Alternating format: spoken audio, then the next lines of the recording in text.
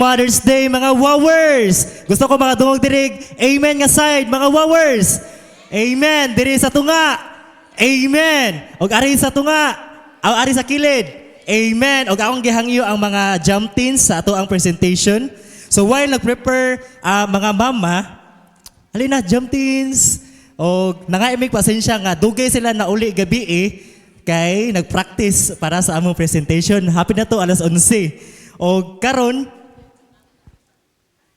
jump teens halina. So, samtang na-prepare sila mga mama, nala ko'y gamay nga pasundayag.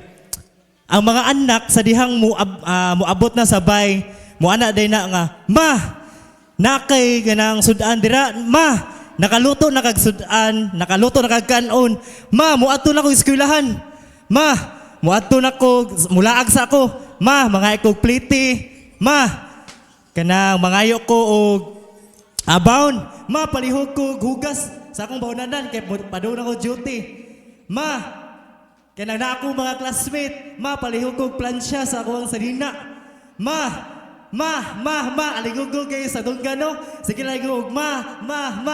Nya ang mga bana pod mo ana nga, ma, mahal nakalungag na baka. Ma, mahal napapaybugas dira. Ma, mahal nakalimpyo na baka dira. Ma, alingog ko kayo ang mama. Pero karon I am confident 100% nga ang mga mama sa GGCF kay ma inampuon. Amen ba? Ma dasigon. Amen. Ma pasalamaton. Amen. Ma higugmaon. Amen. Ma daugon. Amen. Ma lipayon. Amen. O ma rites dili. Pero kini, wowers, women of the word, means magsasangyaw sa pulong sa Dios o usapod ang pinaka-importante, mahadlokon sa atong buhi nga Dios. Amen. O sa karon, among gi-welcome ang presentation sa Jump Teens and lights.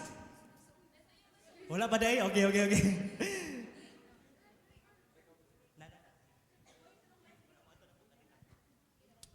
Ug sa karon kay hatagan ng tabog overview mga kaigsuonan about ni siya sa usa ka mama nga sa usa ka pamilya. Og lights.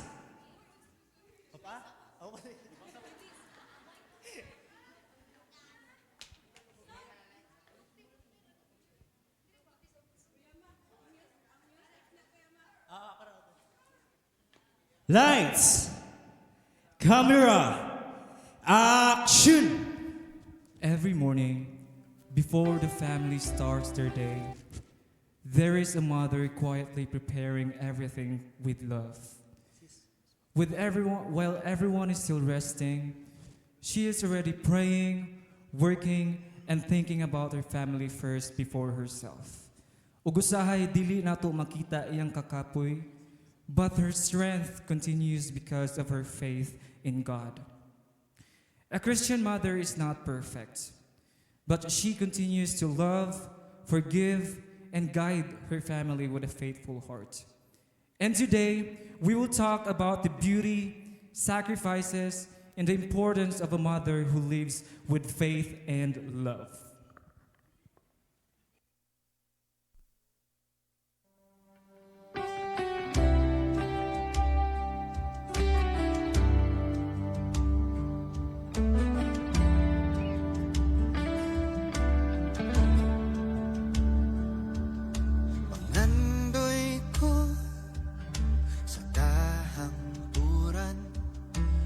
Tawon lang payon mo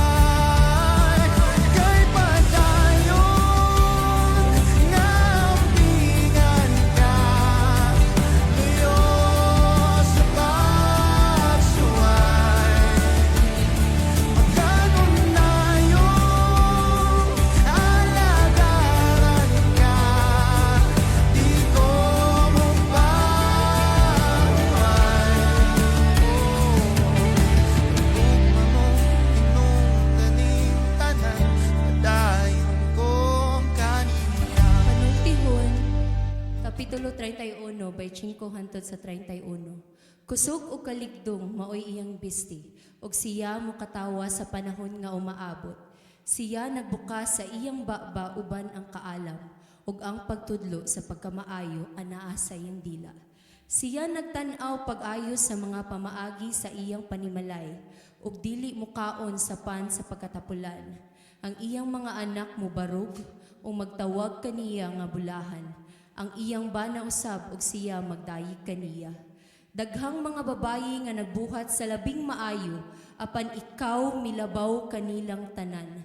Ang katahom malimbungon ug ang kaanyag kakawangan lamang, apan ang usa ka babayi nga may kahadlok sa Ginoo, angay ang daygon. Hatagi siya sa bunga sa iyang mga kamot, ug ipadayig siya sa iyang mga buhat diha sa mga ganghaan.